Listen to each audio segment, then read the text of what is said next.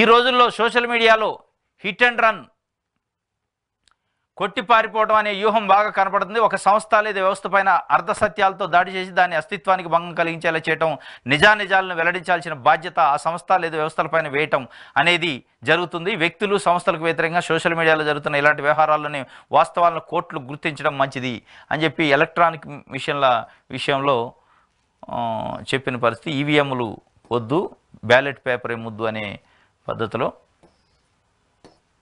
దీనికి సంబంధించి సెకండ్ పేజీలో ఉన్నట్టుంది.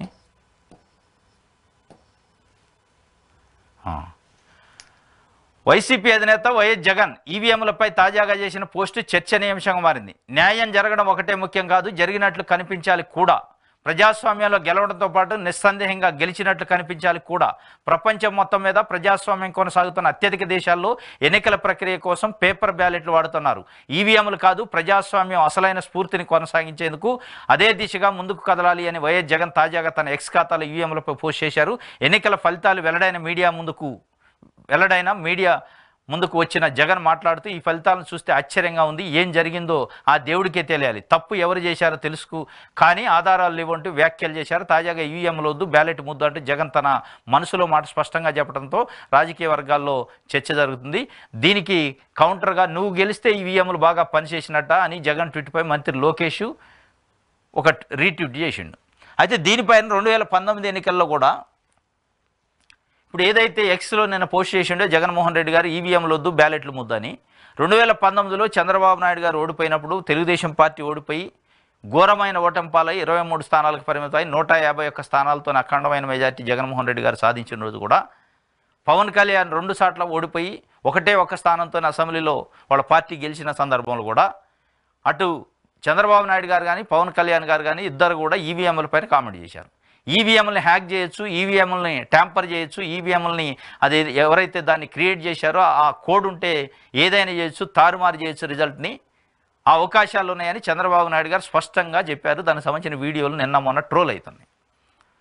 అంటే లోకేష్ గారు రీట్వీట్ చేశారు. అంటే మీరు గెలిచినప్పుడైతే మంచిగా ఉన్నట్టు, లేదంటే మంచిగా లేదంటే ఎస్, అది మీకు కూడా వర్తిస్తుంది.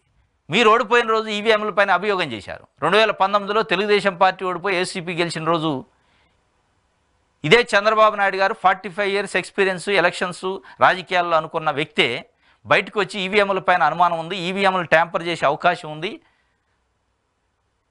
అది అసలు ఎక్కడా కూడా అభివృద్ధి చెందిన దేశాల్లో ఈవీఎం లోట్లు బ్యాలెట్లు వాడుతున్నారు ఆయన కూడా ఆ రోజు చెప్పింది. మరి దానికి ఏమంటారు? అంటే మీరు ఓడిపోయిన రోజు ఈవీఎంలు బాగలేవు, ఈరోజు బాగున్నట్ట గెలిచినారు కాబట్టి. అది జగన్మోహన్ రెడ్డికైనా చంద్రబాబు నాయుడికైనా పవన్ కళ్యాణ్కైనా ఎవరికైనా అంటే గెలిచినప్పుడు ఒక మంద, ఓడిపోయినప్పుడు ఒక పంద మాట్లాడే పద్ధతి ఉంది. ఇలా తెలుగుదేశం పార్టీ నాయకులు 164 స్థానాలు గెలిచినాం కాబట్టి ఈవీఎంలు మంచిగా ఉన్నాయని ఇవ్వాలంటున్నా. 2019లో ఇదే మాటలు, ఇదే మనుషులు, ఇదే వ్యక్తులు, ఇదే పార్టీలు ఏమున్నాయి? ఈవీఎంల పైన అనుమానం ఉన్నాయి, ట్యాంపర్ చేసే అవకాశం ఉంది, వాటిని హ్యాక్ చేసే అవకాశం ఉంది, ఆపరేట్ చేసే అవకాశం ఉంది కొంతమంది వ్యక్తులు ఆ కోడ్ ఉంటే అని చెప్పారు. అదే మాటలు ఇవాళ జగన్మోహన్ రెడ్డి గారు చెప్తున్నారు. దానికి మీరు ఏమంటారు? మీరు గెలిచినప్పుడు లేదు కదా ఇవ్వాలి, ఎందుకంటే ఎస్ ఆయనది ఎంత తప్పు మీది కూడా అదే తప్పు. మీరు ఆ రోజు అన్నారు, ఇవాళ ఆయన అంటున్నారు, రేపు మళ్ళీ ఇంకొకళ్ళు అంటారు. కాబట్టి అసలు దానిపైన ఉన్న అనుమానాలు ఏంది నివృత్తి చేయాల్సిన బాధ్యత ఎలక్షన్ కమిషన్ ఆఫ్ ఇండియాకు ఉంది. నిజంగా అవకాశాలు ఉన్నాయా, ఉంటే ఎట్లా ఉంటాయి, దానిపైన అభ్యంతరాలు ఏంది స్వీకరించే అది తీసుకోవాలి. ఆ కార్యక్రమాన్ని తీసుకొని ఆల్ రాజకీయ పార్టీలు మొత్తం భారతదేశ వ్యాప్తంగా ఉన్న అన్ని రాజకీయ పార్టీల అభిప్రాయాలు తీసుకోవాలి, వాళ్ళ యొక్క అభ్యంతరాలు తీసుకోవాలి, వాళ్ళకి సంబంధించిన ఫిర్యాదులు తీసుకొని దానిపైన రెక్టిఫికేషన్ చేయాలి.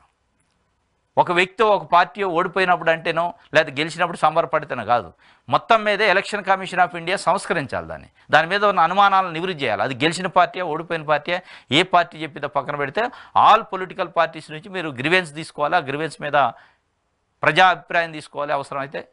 అది చేస్తే తప్ప ఈ అనుమానాలు ఎప్పటికీ ఉంటూనే ఉంటాయి. ఓడిపోయిన వాళ్ళు ఏమంటారు, గెలిచిన వాళ్ళు లేదు మంచి